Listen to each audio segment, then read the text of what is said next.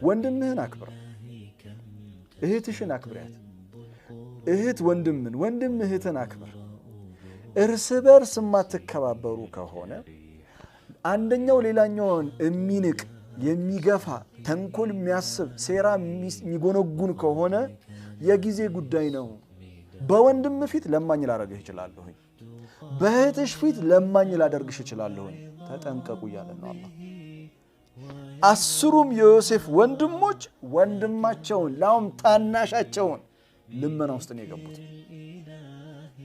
ወተሰደቅ علينا ሰደቃ ስጠን ምጽዋት ስጠን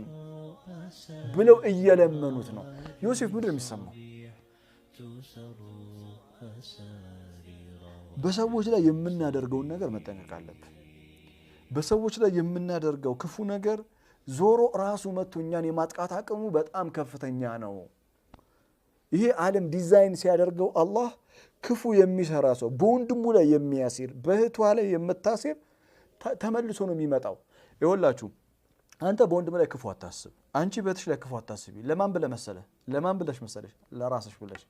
ለራስ ብለ እኔ ለራሴ ብዬ መጠንቀቅ አለብኝ ምክንያቱም በወንድሜ ላይ የማሰራው ሴራ one day ዞሮ መጥቶ እኔን ነው የሚመታኝ መጠንቀቅ አለብን